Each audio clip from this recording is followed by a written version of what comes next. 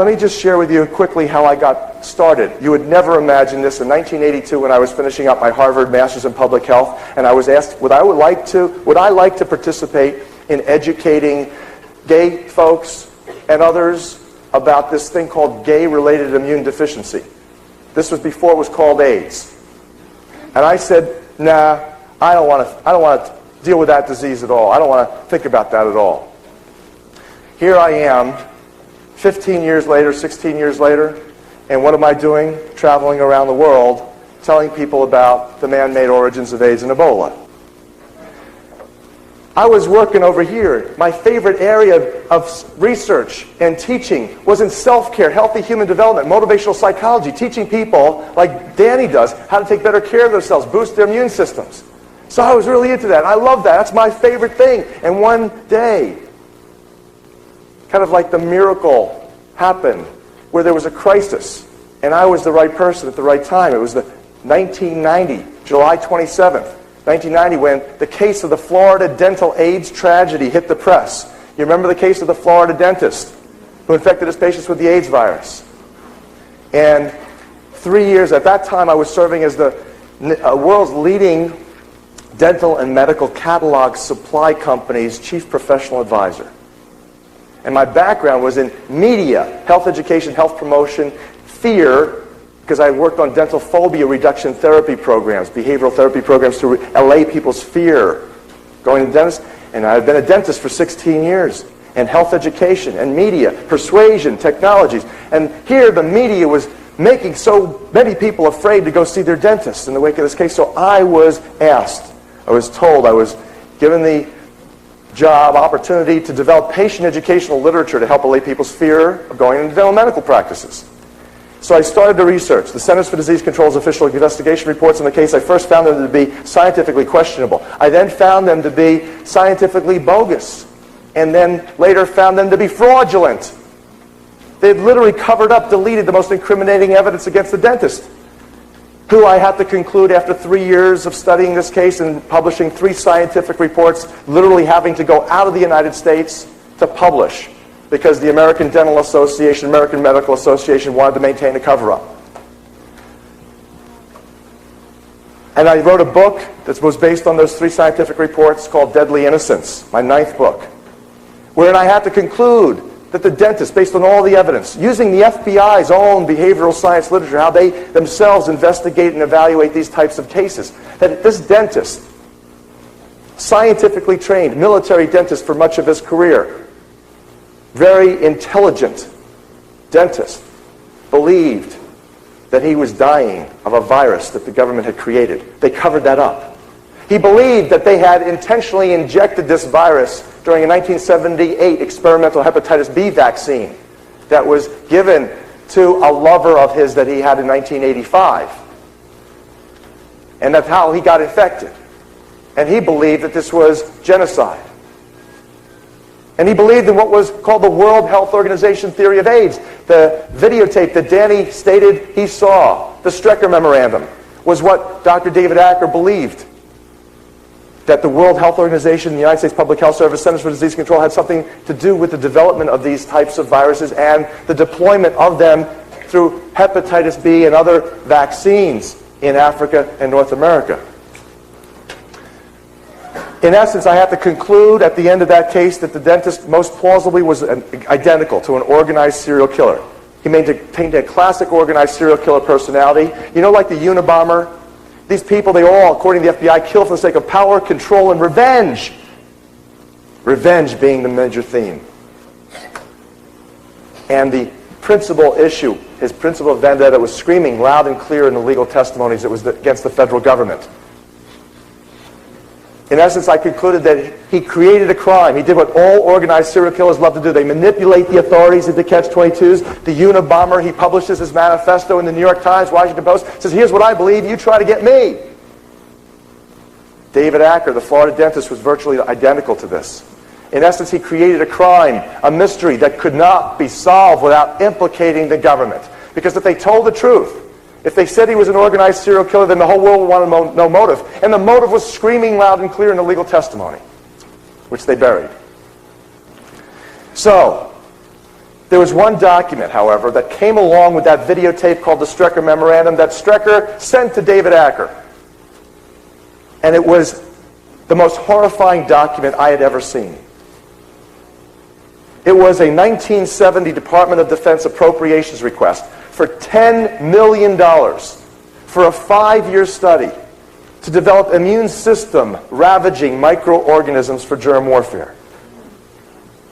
And it said right in this document that the National Academy of Sciences, National Research Council, the most esteemed of all health science agencies in America, not only informed the Department of Defense that, quote, over the next 5 to 10 years it will be possible to make a new infective microorganism that could differ in certain important aspects from any known disease-causing microorganism. And most important of these is that it would be refractory to the immunologic and therapeutic processes upon which we depend to maintain our relative freedom from infectious diseases. End quote. And they not only told the Department of Defense that, this esteemed health science agency, but that it would cost them $2 million a year over 5 years to do it, but that they would help them to do it. So I believed our government at the time was not particularly trustworthy, but you know, I could not imagine that this document was legitimate. I lived in denial, like most people, most Americans, most people worldwide are living in denial today because they are so brainwashed, they are brain dead. I lived in denial just like that. I said, okay, I've heard some weird things, but here I'm looking at this, and it looks legitimate. So what do? All I know now is I've got the World Health Organization theory, and I've got this document. I know perhaps maybe if this document is legitimate, and indeed it was. In fact, what they were looking for specifically was in the congressional record. This was in the congressional record. They were looking for a, quote, super germ, end quote. That word was in the congressional record. That could wipe out the human being's immune system, the defense system against infectious diseases, leaving us, human beings, susceptible to the opportunistic infections like tuberculosis, like candidiasis, like yeast infections, like pneumonia, and like cancers. So this is what they're looking at. So ultimately, what did I do? I went back to Harvard's Countway Medical Library, where I did most of my postdoctoral research.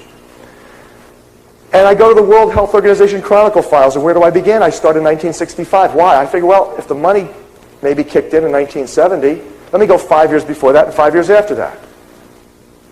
And so I start by pulling World Health Organization Chronicle, their monthly journal, off the shelves, and I begin to read. What are they involved in? And I was surprised, as a public health professional who, over the previous 5 years, had 4 times presented scientific papers at the American Dental Public Health Association meeting, I knew very little about the World Health Organization. Astonishing. I found out that this was like the godfather to the pharmaceutical industry. That they create the standards upon which the pharmaceuticals and the drugs, including the vaccines, are based. And they largely, I learned, help to determine which drugs remain legal and which ones would be illegal.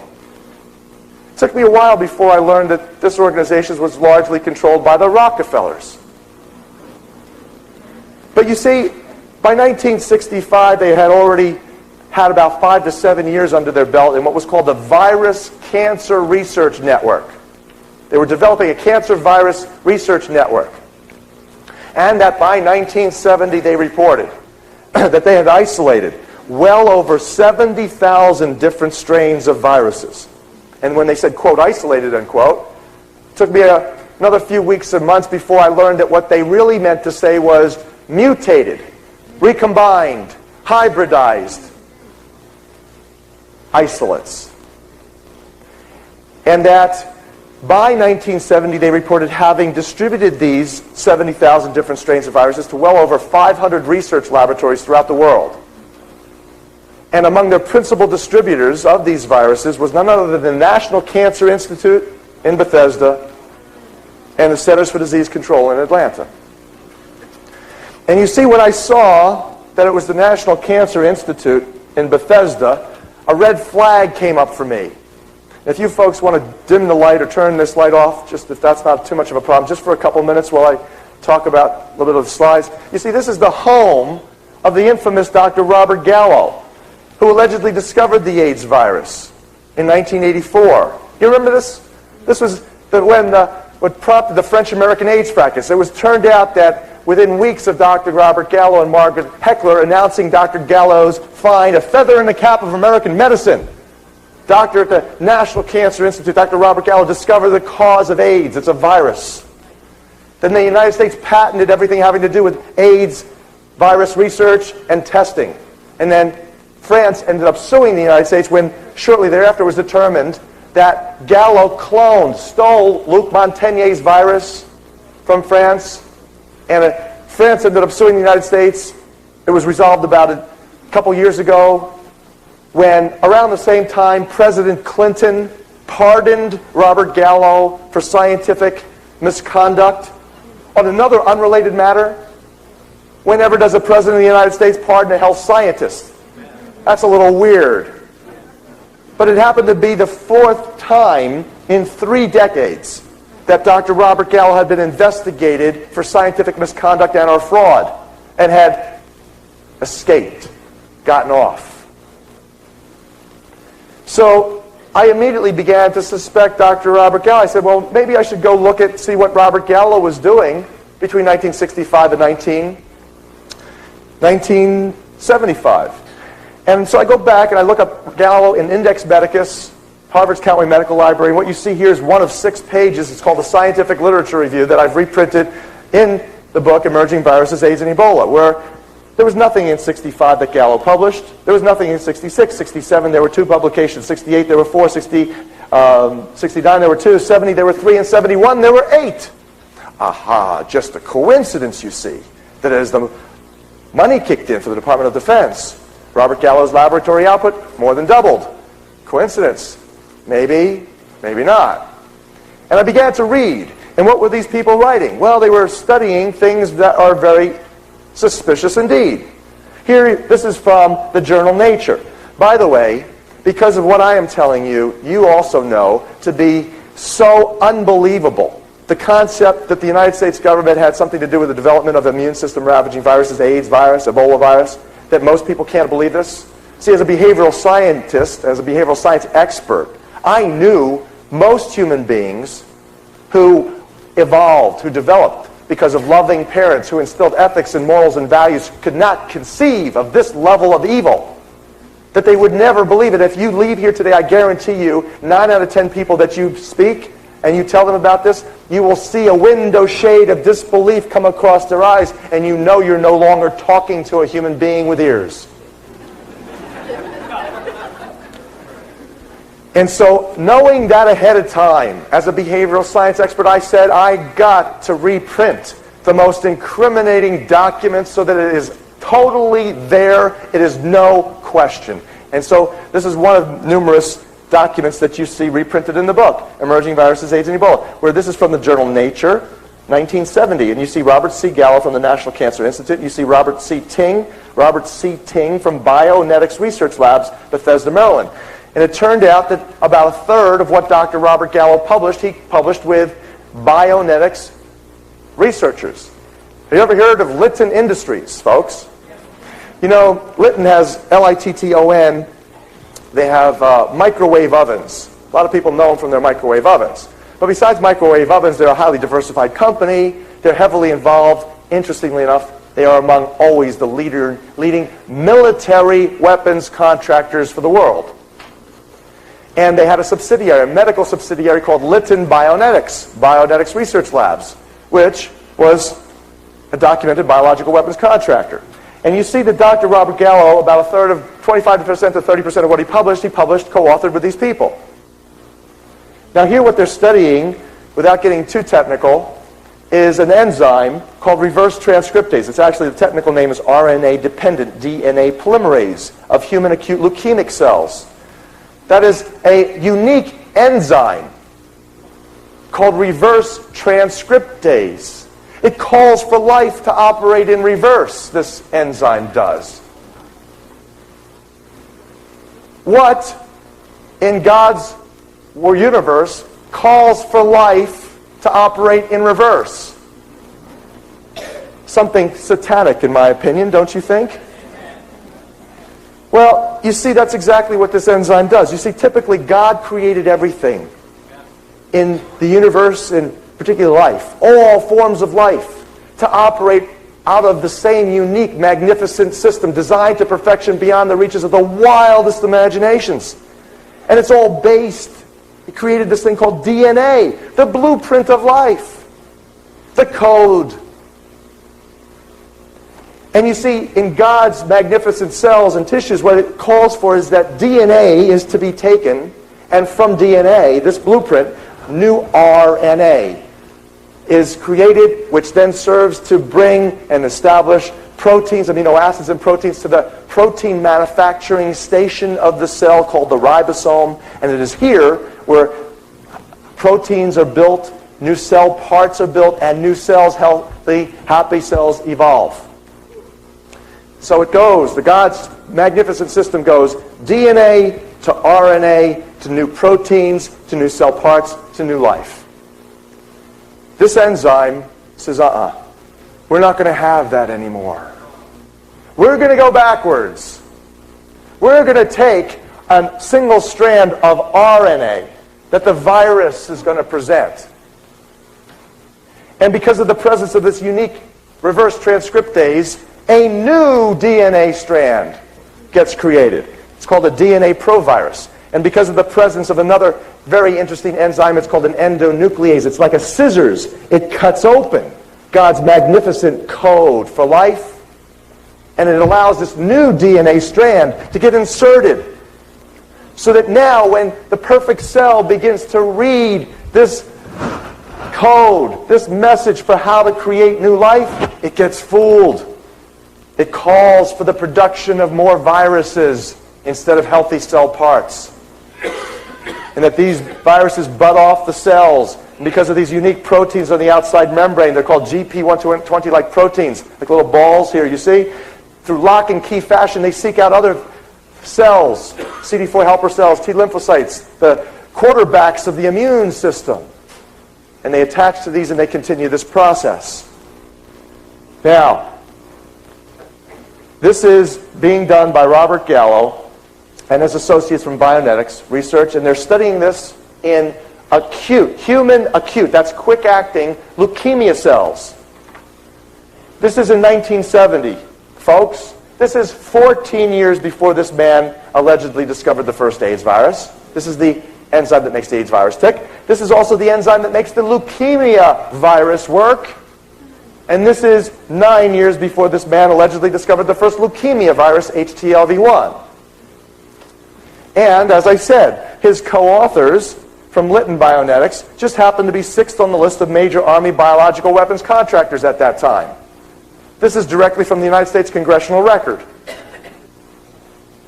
And as you see also, for those sitting in front and highlighted in yellow, is the New York University Medical Center. Remember that. I'm going to come back to that. There will be a quiz at the end of this program.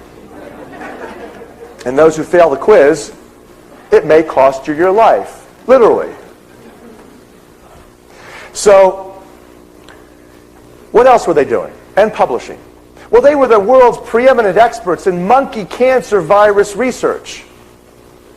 And what they were doing in not only monkeys, but primates, man as well, was they were taking these viruses that they knew would cause cancer. For example, they took woolly monkey viruses and rhesus monkey viruses, including this thing called SV40, simian virus 40. It was the 40th monkey virus ever discovered. And you see, this virus was discovered by a really wonderful human being, a wonderful woman by the name of Bernice Eddy. She found it in the Salk and Sabin polio vaccines. Late 50s, early 60s. She inoculated this vaccine containing SV40 into virtually every animal, and the animals started to die. She inoculated a dozen monkeys with these. All monkeys keeled over, paralyzed or dead. She took photographs. She presented the photographs to the National Institute of Health director, who confiscated the photos and then proceeded to demote and defund this woman. Took her 10 years before she struggled in a crusade to get to Congress. And in front of Congress, she said to the congressman, 1972, she says, if you continue to allow these contaminated vaccines to go out, I guarantee you over the next 20 years, you will have epidemics of cancer unlike the world has ever seen. It's come to pass, hasn't it? They didn't listen to her. But you see that this particular virus, I want you to know a horrifying reality for your health and for your children's lives, that this particular virus, to this very day, contaminates the oral polio vaccine that we are allegedly by law required to give our children. In fact, your FDA has to turn a blind eye to as many as 100 simian monkey virus contaminants per dose that we are allegedly by law required to give our kids. And you know why they don't tell you? They can't even tell health scientists the truth. So physicians never know, and the public never gets a clue. The reason they don't tell you is their hands are tied by proprietary laws and non-disclosure agreements placed upon them by the pharmaceutical companies. They are muzzled by the drug makers. So they were taking this, and they took this virus, they took a number of other viruses, and they took human lymphoma viruses that they knew would cause cancer of the lymph nodes. And they began to recombine these with virtually every animal cancer virus known. Their favorite ones to work with was the feline leukemia virus RNA. This caused a whole laundry list of symptoms virtually identical to what AIDS patients suffer from. By the way, if you're a cat lover out there and you've lost cats to feline leukemia, sorry to tell you that the experts at the time said also, feline leukemia is man-made. They were recombining cat and human viruses, and they were doing all sorts of bizarre things. They also, their other favorite one to take was chicken leukemia sarcoma virus RNA. That caused wasting, immunosuppression, and death. And so you see, when they were around here with this mutant hybrid, in order to get this to jump species into humans, it still needed another major mutation. To get it to jump species readily, they reported culturing it in human white blood cells in some studies and human fetal tissue cells in culture in other studies, so that it would adapt.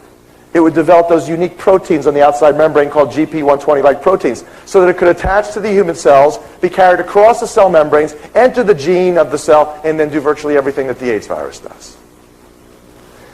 Now, they not only reported that, they reported where they presented that work. Some of it was reported in Mol, Belgium in 1970 in front of NATO military scientists. So when I had the great fortune and privilege, blessing of becoming the first investigator in the history of the esteemed International AIDS Conference on July 10th of last year, to present and defend during a scientific session a paper stating that these viruses, HIV and its relatives, are undoubtedly man-made laboratory creations. You didn't hear about that, did you? No. Interestingly enough, we had put out press releases, we put out copies of the paper, we had invitations to all of the media, all the Canadian media, all the American media. The Canadian media showed up en masse. I made it on every news radio station in Canada, every wire service in Canada, every newspaper, including the conservative Globe and Mail, carried at least short stories, some feature articles. CBC, Canadian television, filmed me, but they never showed it. But you know what? No one from the United States news media came. So if you think today that the American news media is not largely controlled, I think it's time that you have your brain examined. Right. So, but anyway, I had the privilege of presenting this research in front of some of the world's leading epidemiologists and AIDS experts and virologists who came to my presentation, many of them. And so they were arguing with me. Some of them said, well, so what, Dr. Horowitz? So were working on reverse transcriptase at that time. That doesn't mean anything. I said, okay, I can appreciate that. And then I showed them the congressional record, and they said, oh, that is interesting that they're sixth on the list of major Army biological weapons contractors. And I showed them the other material that I just showed you about combining monkey viruses and cat, and they said, oh, that is very strange. How do we know you're not telling us falsehoods?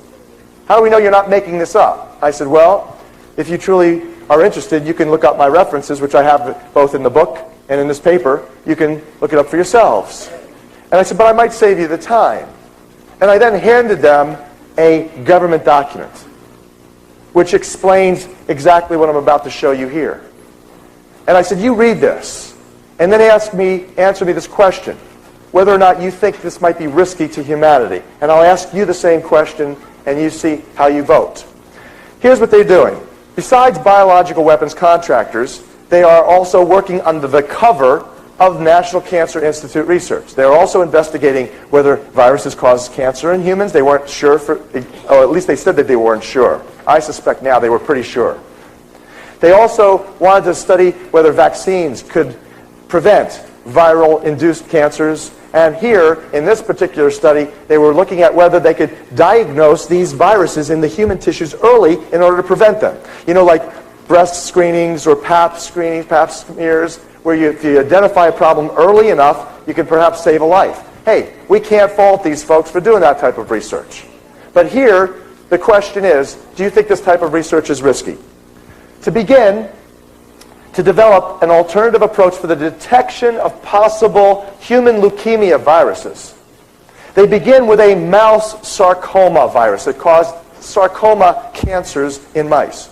And they recombined it with a mouse leukemia virus to create a mouse leukemia sarcoma virus hybrid that they then inoculated into healthy cats to get it to jump species from mouse to cat.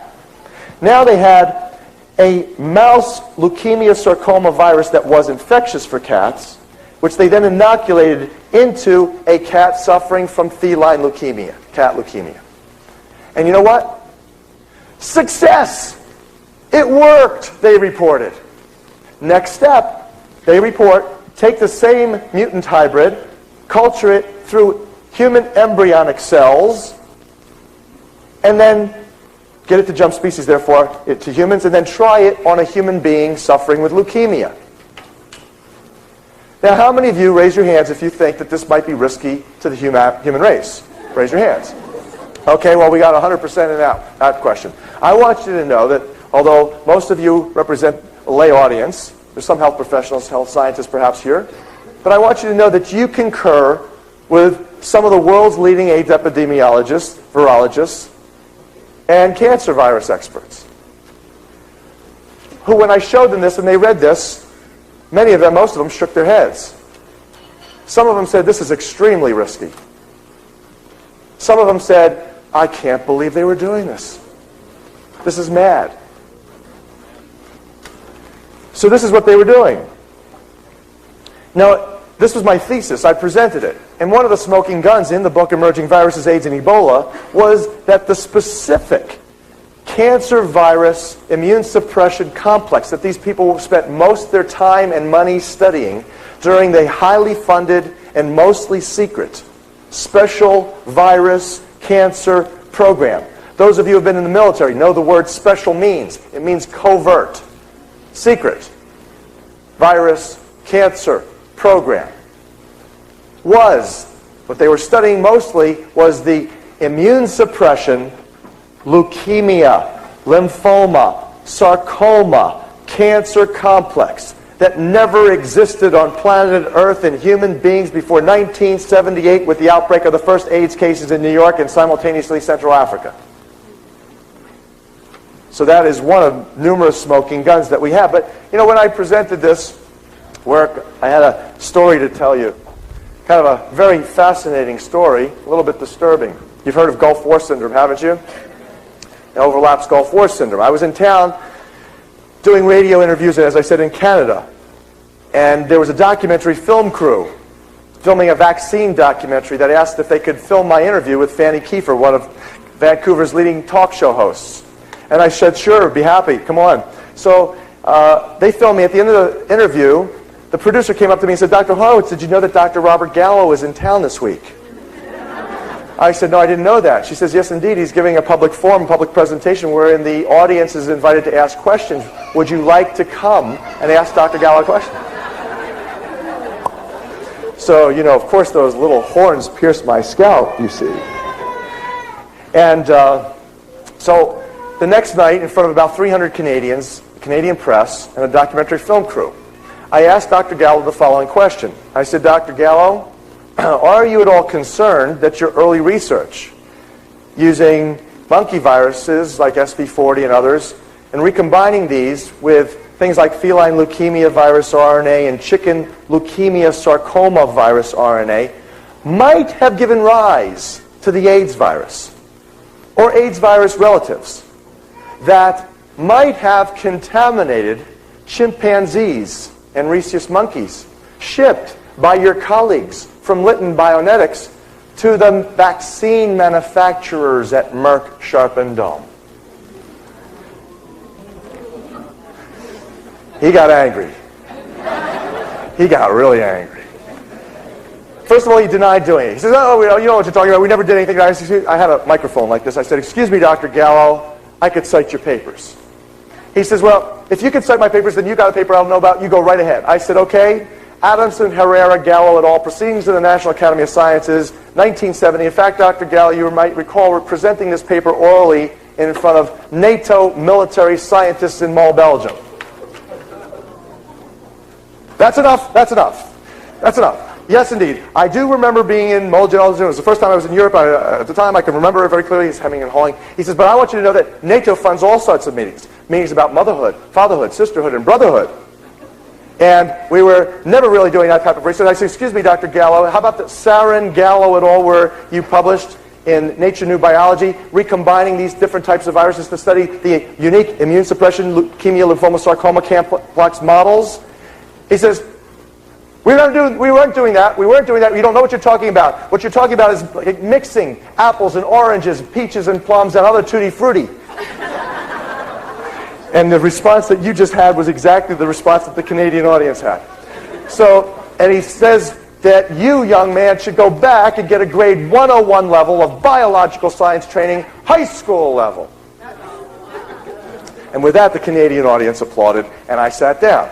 Well, a couple minutes later, of course, Gallo apologized to the audience. He said he had a low-grade fever that day. He wasn't feeling well, which is a standard public relations ploy when you lose your cool big time.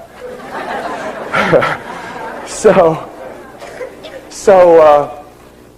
couple minutes later, he's escorted out in a huff, surrounded by two very large, well-dressed gentlemen. One hands out a card to a colleague of mine and says, Vice President of Hill and Knowlton Public Relations.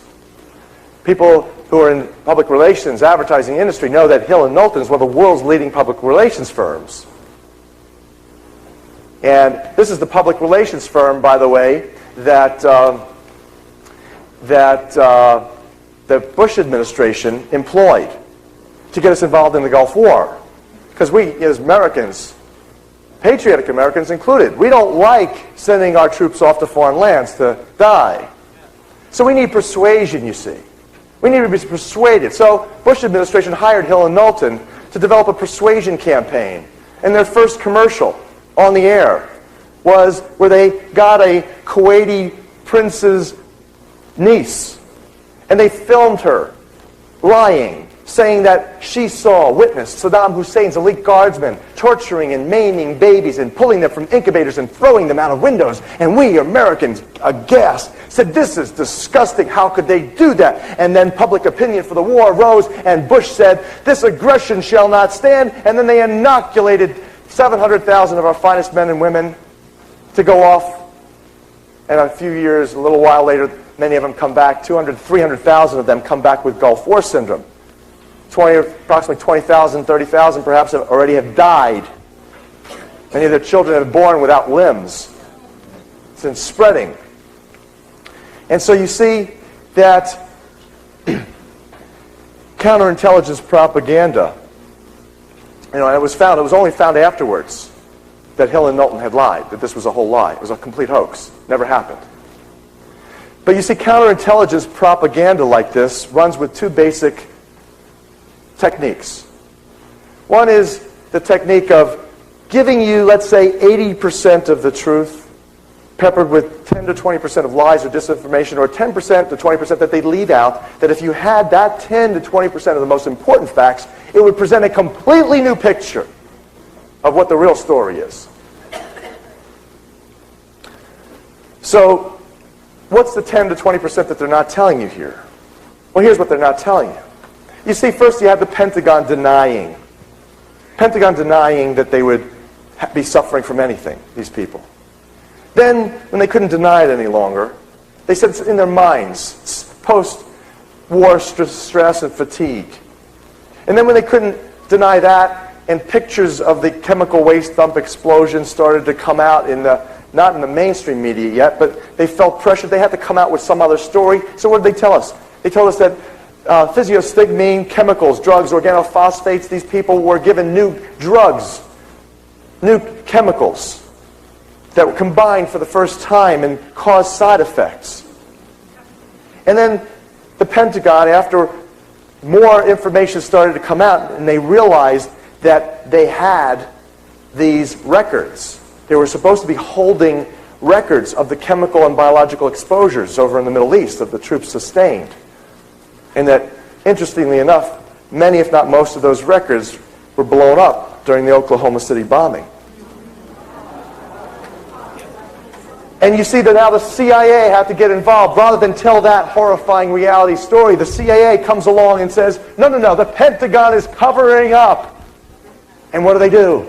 They tell you, look over here, mirror, smoke and mirror over here. What are they covering up? What they're covering up is that the troops were exposed to chemical and perhaps biological weapons as the Scud missiles were being blown out of the sky by the Patriot missiles that was raining down on these troops. And when they blew up the chemical dumps, the wind carried the exposures. And that's what the CIA says. The Pentagon's covering up, and the Pentagon's saying, no, the CIA doesn't know what they're talking about. And neither one is telling you the fact is that vaccines, contaminated vaccines, were most plausibly the originator of Gulf War syndrome. Why? Because it's the only thing that explains why some people who went over to the Gulf War arena, who got exposed, didn't get Gulf War syndrome, whereas some people who didn't go over there got it. Here's what happens, you see. When you're given a contaminated vaccine lot, they create vaccine lots. Some lots are more contaminated than others. Some doses of the contaminated lots are more contaminated than others. So if you just happen to get a contaminated dose, then guess what happens to your immune system? Goes down. You weaken. You're susceptible to infectious diseases, susceptible to multiple drug chemical interactions. Wreaks havoc on your body. This is what they're not telling you. Schwarzkopf had let it slip one day, a couple months back in Las Vegas. He finally came out and said it was vaccines, he believes, that initiated it, and he's right. But what they're not telling you is that vaccine, most of those vaccines, or at least many of those vaccines, were developed in by Tanox Biomedical Systems Corporation of Houston, Texas, co-owned by James Baker III, Secretary of State under George Bush. Major shareholder, George Bush. And that they tested that vaccine in Huntsville, Texas, in the Huntsville prison population. And the prisoners developed Gulf War syndrome long before the Gulf War. And because it's an infectious disease partly, the prisoners gave it to the guards. And I was in Huntsville, Texas about 4 or 5 months ago. And the guards brought it home and gave it to their spouses. And the spouses and the guards gave it to their children. And now they're spreading it to their healthcare professionals. And this you're not hearing a word about. So these are the people that lead Dr. Robert Gallo out. And as he gets out, somebody shortly thereafter hands him a flyer on the book Emerging Viruses, AIDS and Ebola. Wherein he sees the name, he recognizes the name, forward by W. John Martin, MD, PhD. And he recognizes that name, not only as one of the world's leading vaccine contamination analysts, who worked at the FDA, top man in their Bureau of Biologics, in charge of testing human vaccines for contamination between 1976 and 1980. But he recognizes Martin also as the guy who rented a room in his house for many moons while he was living on the East Coast. And he recognizes the name because he had just been in Martin's lab a few weeks earlier, trying to find out what Martin was up to. Because Gallo, you see, of taxpayer money, was given $12.5 million new contract and a $50 million research laboratory affiliated with the University of Maryland called the Institute for Human Virology. So he recognizes also on the back of the flyer, in the back of the book, the name Garth Nicholson. as a colleague of his, a personal friend. Nicholson is the hero to Gulf War syndrome veterans. He's the guy who's been really at the forefront in telling the research community the truth, and as a result, he was pressured to leave his academic post at MD Anderson Cancer Research Center, where he was Gallo's counterpart, chief man in cancer virology and cancer studies. And they both worked intimately with the special virus cancer program researchers at Fort Detrick. And Nicholson wrote, "One cannot fail to grasp the explosive significance of this book and its main thesis, that biological weapons programs developed and field-tested immune system-destroying agents that now cannot be contained. A cogent, readable, and carefully documented book." So Gallo doesn't like that. He gets home. He calls Nicholson up. Now, I hear this secondhand from Nicholson. He says, "What the heck are you giving Horowitz, this loon, a good testimonial for his book?" Nicholson responds, "Bob, first of all, he's no loon. He's a Harvard grad. Second of all, have you read his book?" He says, "No." He says, "Bob, you better read his book." Here's his telephone number. So he gives him my telephone number. 3 minutes later, my phone rings. I pick up the phone. This is Gallo. My first thought was, I wonder what the world's leading AIDS virologist is doing, calling somebody that needs a grade 101 level of biological science training, high school level.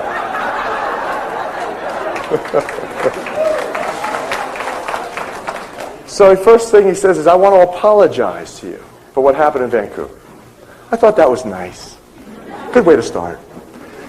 He says, "I didn't know who you were. God's filled me in. I understand." He says, "I understand you're a humanitarian. I'm a humanitarian just like you. And I have a lot of information. I think I can help you to understand the true origins of AIDS." I said, "Oh, that's nice." I said, "I'm very open to that." So he begins to talk and tells me about his family history. I've heard it 100 times. I've read it about it. People who know Gallo have heard how he got involved in medicine. And I've got to know this conversation is going to go on for a while, so I got a little tape recorder by my phone. It's always primed and ready to go. So I said, "Dr. Gallo, do you mind if we record this conversation?" He says, "For what purpose?" I say, "For publication purposes, of course." And I find myself in the role of an investigative reporter. So he thinks about it for a couple seconds and he says, "Okay." So I begin to record about another 30 minutes wherein he lays out his chief objections to my thesis. And I want you to know, after studying those objections, they are completely and utterly bogus, scientifically indefensible, and I've got the hard documents to prove that. He would be laughed out of any scientific symposium inquiry into the issue. Next is, when I press him, because I know the theory is sound, I press him on it, and there's this thing about Gallo, everybody knows it, he himself admits it. He's got medical science's biggest ego. And he's always got to be one up on everyone. So when I press him on it, and I say, "But Dr. Gallo, don't you think that something like this was possible, not necessarily in your lab?" He says, "Okay, I do not argue with you. I will not argue with you. It's possible."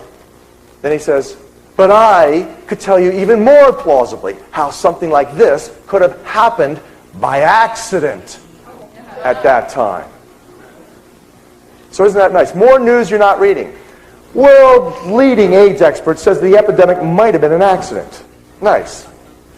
Well, at any rate, I sent them a copy of the book. I said, "If you can make any additions or corrections, changes to update and improve the quality or content of this work, I'd be happy to integrate it into the next edition. Moreover, if you can tell me more plausibly how the AIDS virus might have evolved, then I certainly would be interested, as I'm sure so would 30 million other HIV/AIDS patients throughout the world." Well, I never heard back from him until I called him about a month ago, and I'll tell you in a minute what he said. "I want you to know that virtually everything that you know about the AIDS epidemic is a complete deception. In fact, I want you to know that virtually everything you know about everything is a complete deception." That's true. And just to give you an example, to introduce this most horrifying segment where I'm going to share with you how the vaccine was developed that most plausibly delivered AIDS to the world and who did it. Just to give you a sense of how deceived you have been, you remember the phrase, "The AIDS virus doesn't discriminate"? And the propaganda message is that you and I are to believe that white people get it as much as black people, that gay get as much as straight, that rich versus poor, people all over the world, Africans same as other countries, Europeans. Well, remember a couple years ago they even said that white women aged 23 to 35 were the fastest growing risk group for HIV/AIDS infection. How many remember hearing that? That's wonderful CDC propaganda, a complete distortion of the data. They twist the data, deliver it as a political message, therefore it becomes bogus science. Garbage. This is what they do. They take it out of context. Now, just to present this point a little bit more clearly, I want you to know that the AIDS virus discriminates. I want you to know that the AIDS virus discriminates even in the high-risk populations. To prove my point, I'll take this from the American Journal of Public Health. This is one of thousands of studies that you can evaluate this information, the same information in. And this is a study of HIV antibody prevalence among IV drug abusers in 6 U.S. regions. Now, with IV drug use, what are you told? You're told that the risk is those bloody needles, aren't you? You share those bloody needles, you get a little blood transferred, virus transferred, you got AIDS. Now here, take a look at this. In blue is the percentage of people who share their bloody needles. In red are the people who are positive because of it, allegedly. Now, you see in San Antonio, Texas, 99% of those people who use IV drugs share their bloody works. In other words, these are the dumbest IV drug users in the country. Okay? But despite that mess of ignorance, only 2% carry the AIDS virus. That's interesting. You know, same level of ignorance almost in San Francisco, where it jumps up to 10%. And you see in Baltimore, Maryland, all of a sudden it jumps up to 29%. So that, you know, any epidemiologist with any remaining common sense. Now I know that in Epidemiology 101, that's one of the prerequisites. You have to give up your common sense. But anyone with any remaining common sense might think, well, maybe something strange was happening in New York. What might that be? And you see here in Denver, it drops down again. And here you have in Tampa, Florida, far smarter IV drug users, far less share their bloody needles. No, nobody's carrying the AIDS virus there. But look in New York, the Big Apple, where you've got the smartest IV drug users in the United States. They all must have gone to Rockefeller University. But despite that massive intelligence, a whooping 61% carry the AIDS virus. Now, anyone with any common sense would have to suggest, well, something strange might have been happening in New York. What was happening in New York? And particularly, what was happening in New York, let's say 4, 5, 6, 7, 8, 9, 10 years before the AIDS epidemic broke in 78 in New York City. Well, what was happening in New York? This is a United States government document. You're looking at a document from the National Cancer Institute monograph of 1974. We're over in New York City. You see what a square, that square is over also Central Africa, Uganda. And that square, according to the legend here, is liver cancer virus research. Liver cancer virus research they're studying. And you see herpes-type viruses. There's a star. The stars are in northwest Uganda, which is where Lytton Bionetics research labs are in collaboration with the International Association for Research in Cancer. And in southeast Uganda, another star for herpes-type viruses. That's where Lytton Bionetics' monkey colonies were. And you see the same star over Bethesda, Maryland, where Lytton Bionetics research labs were in the United States. Herpes B viruses. By the way, how many of you remember late 70s, all of a sudden, you saw herpes becoming a big deal? Front page of Time and Look magazine, you said, you know, herpes is a sexually transmitted disease, and who did they blame? They blamed the hippies. You know, the love generation. And then also, herpes viruses, by the way, include simian cytomegalovirus, Epstein-Barr viruses, herpes B viruses, which now have been linked to sarcoma cancer development, and definitively chronic fatigue immune dysfunction syndrome, which of course coincidentally came out on planet Earth in 1978 in humans, the same exact year that the AIDS epidemic broke. Interesting. Now you're going to see how this happened. So these people wanted to study. This horrifying story goes back to 1965, when Saul Krugman from the New York University Medical Center. Where did you see that word? New York University Medical Center. Right, on the congressional record. You pass. You all fail. Another documented biological weapons contractor for the Department of Defense, Lytton Bionetics and New York University Medical Center. There, a fellow by the name of Saul Krugman, who was being paid by the Army to investigate hepatitis B viruses, which he believed, and his colleagues did too, were cancer viruses. That besides liver cirrhosis and liver inflammation, this cancer virus would cause liver cancer. So he wanted to study this in the human population. Trouble is, how many fools do you know are going to volunteer for this? Not too many. So these people covertly volunteer a very unique human population. Try Willowbrook State School mentally retarded children on Staten Island in New York. And in 1965, these people began to inoculate children at Willowbrook with these hepatitis B viruses. And of course, many of the children died. And over the 5-year period, 65 to 70, Saul Krugman and his colleagues had tried various heat-treated vaccines on these kids, and if they tried it and the kids died, their attitude was, oh shucks, we'll just have to heat it up a little bit more and try it again. And that research continued to 1970, when he felt that he was close to developing a vaccine to prevent hepatitis, and he now hands the project over to the world's leading vaccine developer for the world's largest pharmaceutical company in the world, Merck, Sharp, and Dohme, which, by the way, have direct connections to IG Farben and the Third Reich. So Maurice Hilleman is the fellow who Robert Gallo tells me about when I call him several weeks ago. He says, after having read the book, have you heard the good news? I said, no, I haven't. He says, you know that fellow who you heavily implicate in your book, Emerging Viruses, AIDS and Ebola, Maurice Hilleman? I said, yes. He says, well, President Clinton has just announced he's about to award Hilleman with a Presidential Medal of Honor for his service to American medical science and military science. My response was, I'm sure Hilleman's elated. Here's Hilleman's story. So Hilleman takes over from Krugman, wants to expand the study to include 200,000 human doses of the 1974 experimental hepatitis B vaccine. To do that, you need a lot of help and a lot of viruses.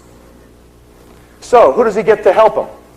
Why, his good friends and colleagues at the Centers for Disease Control. Why, you know those disease cowboys, those disease busters who are, putting their lives on the line to help you by going to the Ebola region of Zaire and, without gloves and masks. They're going through the forest, picking up animals all over the place and insects without gloves and masks, looking for the Ebola virus. Right, I'll believe that. But yet most people do when they see that on television, like CNN showed that. And they get the disease people from the Food and Drug Administration, the infectious disease people from the FDA. You know who those people are, don't you? Those are the wonderful people who want to regulate your botanicals and healing herbs and take your vitamins off the market or standardize them at least in accordance with now a new set of regulations coming around us from the backside through GATT treaty from the World Health Organization, the Rockefeller-funded World Health Organization, you see, where now, a couple years ago, we defeated the efforts to take our vitamins away from us because our movie stars got involved. Well, over the next couple years, you will find that it's not going to be so easy. Because this time, they're going to come at you with GATT sanctions, international sanctions they will take against the United States if we do not fall into line. That's how they've done it and are doing it now. So the FDA, these wonderful people who want to do all this to our vitamins, and if you're able to get vitamins after this goes into effect, like, for example, a good multivitamin should have at least 200 to 400 international units of vitamin E, good D-alpha tocopherol, not mixed, not manufactured, not synthetic, but pure. If you will get that, you will have to pay probably 10 to 20 times as much, and you'll have to have a physician. You have to go see the doctor for a signature on that. That's what's in the works right now. These are the people who put on the fast track for testing and approval AZT, 3TC, protease inhibitors, DDI, DZC, which most plausibly are killing far more people than the AIDS viruses. But they want to pull your vitamins off yourselves. So they get the FDA and the National Institute for Allergies and Infectious Diseases. Then these three government agencies, along with Merck Sharp and Dohme, the world's leading pharmaceutical company, develop 200,000 human doses in 4 lots of a contaminated hepatitis B vaccine. Now, here's how they did it. They tried to grow enough viruses. They needed a lot of viruses, I told you. They tried to grow these viruses in the children. It wouldn't work. Oh, couldn't grow enough in the kids. They then tried to grow it in cell culture. Wouldn't grow there either. They needed something live to grow it in. So they ultimately selected rhesus monkeys and chimpanzees. Heavily contaminated rhesus monkeys and chimpanzees supplied by Lytton Bionetics researchers. How do I know that? Well, I've got their contract.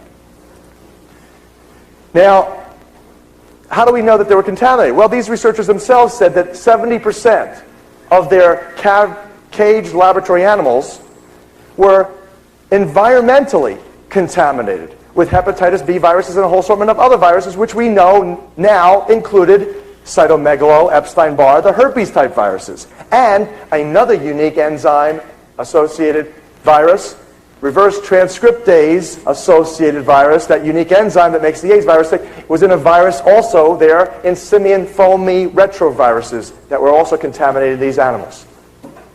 So here's how they made the vaccine now. They grew the hepatitis B viruses in these contaminated animals. When they had grown enough, they extracted the viruses out of them. Now, when you extract a live virus out of a live contaminated animal, all of the other viral contaminants come with it. And now they inoculated this entire viral mishmash, this mixture, into the children, into the gay men in New York City, and into the blacks in Central Africa, Eastern Zaire, and Northwest Uganda. Now, of course, many of these people died, but the ones that lived had developed antibodies. It was these people who lived, whose blood they took. And they shipped the blood to Merck Sharp and Dohme Laboratory, where they separated the serum from the whole cell fractions. And it was from that serum, that heavily contaminated serum. And also, to make it even worse, these people had 10 years previously received the Salk and Sabin vaccines, which were heavily contaminated with monkey viruses. So they were human incubation chambers, like at least 25% of this audience, with monkey viruses in their human bodies. And so they took their blood, and it was from this that they made the first 4 lots of 1974 experimental hepatitis B vaccine containing 200,000 human doses that they then inoculated, once again, in the different regions of the world, principally New York and Central Africa. Now this, what I've just told you, to make a long story short, I could spend an hour explaining it, literally is the only theory that has been advanced so far on the origin of AIDS that reconciles and integrates all of the scientific, documented, and confirmed facts. Now, why can I stand before you so clear and so sure of what I'm telling you is the gospel? Well, because I found the contracts.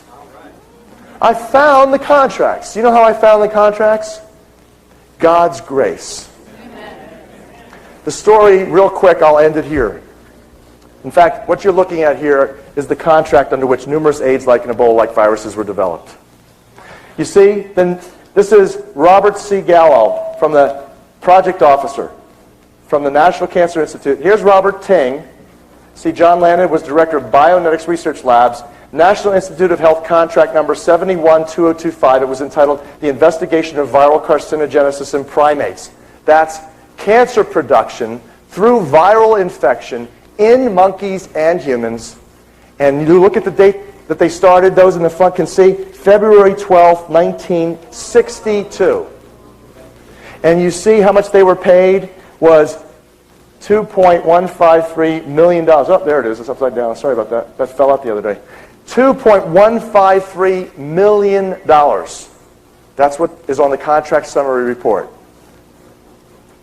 $2.153 million. Now, that document reconciled the document that initiated my investigation. Because remember when we began, I said to you that it was the National Academy of Sciences, National Research Council in 1969. informed the Department of Defense that for $2 million a year over 5 years they could develop these immune system ravaging microorganisms for germ warfare? Remember I said that? Yeah. How was it, you might ask, that the National Academy of Sciences knew that it would take $2 million over 5 years, $2 million every year for 5 years to do this work? How did they know? They had, obviously, just done it. Now, this information God wants to come out. How do I know that for certain? Because it was only this way that I found these contracts. I thought I was done. You know how sometimes you think you're done and God thinks something else? So I thought I was done with this investigation. I'm on my way home. My wife and I and my little baby, we were a 2-year-old Elena. We're on our way back from Florida, driving to New York, and what happens is that I call New York ahead of time. We were supposed to do a seminar. And they canceled the seminar because they had painted the auditorium and they didn't want to intoxicate the audience. So they canceled the seminar, gave me 2 days down. We decided to go to University of North Carolina, Chapel Hill, Davis Library, and my wife and the baby could tittle around in the town. It was a beautiful spring day. The flowers, blossoms were coming out. And I would go to the library. So I go to the library to get 2 congressional records references. That's it. That's all I need, and I'm done, I figure. So I get a library pass to the government documents office. I go to the library. There's a big librarian there. He's 6'3". He's about 300 pounds. This guy's got a sophisticated air of library science all about him, you know. So I show him my pass. I said, I wonder if you could help me. Here's my references. I need to get these 2 congressional records. He says, follow me. So he darts off, and this guy's fast like a linebacker. And I'm following him, flying through a set of doorways, down a hall, down a flight of steps. I'm now 10 yards behind him, and all of a sudden I hear a voice that says, stop, as loud as though I'm speaking to you now. Stop. Turn right.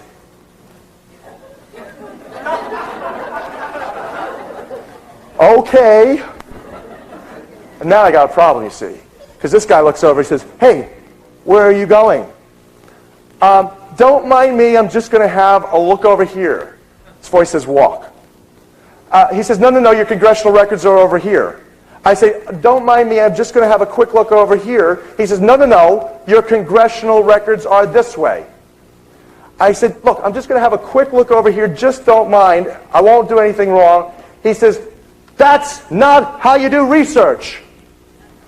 You get your citation and you look it up. I say, fine. I hear this voice say, just walk. I said, fine, thank you. I'm just going to have a quick look over here. I hear this voice say, walk. I'm walking. He says, okay. He gets frustrated. He says, okay, I'll go get your congressional records. So I'm walking. I'm following this voice. It says, walk, slow, stop. I stop. It says, turn left. It says, walk. I'm now walking down an aisle of about 60, 70 yards long, 8-foot-high stacks on both sides, hundreds of thousands of volumes on both sides. This voice says, walk. I'm walking. It says, slow. It says, slow. Stop. Look down, left, knee high. I look down, left, knee high. They're the words, special virus cancer program, project reports, 1971, pop into my face.